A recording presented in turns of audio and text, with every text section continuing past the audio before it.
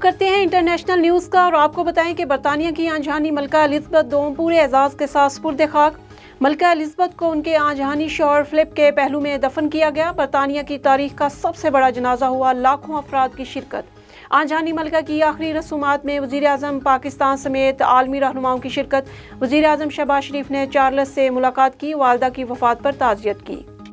امریکہ کے تائیوان کے دفاع کے بیان پر چین کا سخت رد عمل سامنے آ گیا۔ غیر ملکی خبر رساں ایجنسی کے مطابق ترجمان چینی وزارت خارجہ کا کہنا ہے کہ ہم قوم کو تقسیم کرنے والی سرگرمیوں کے جواب میں تمام ضروری اقدامات کرنے کا حق محفوظ رکھتے ہیں۔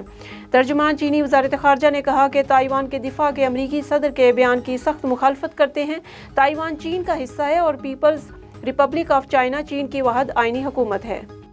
امریکہ اور طالبان کے درمیان دوحہ معاہدے کے تحت قیدیوں کا تبادلہ ہوا ہے۔ ترک خبر ایجنسی کے مطابق افغان وزارت خارجہ کے ترجمان نے بتایا ہے کہ قائم مقام وزیر خارجہ امیر خان متقی نے کابل ایئرپورٹ پر امریکی شہری مارک فریچس کو امریکی اہلکاروں کے حوالے کیا، جبکہ امریکی اہلکاروں نے طالبان رہنما حاجی بشیر نورزئی کو طالبان کے حوالے کیا۔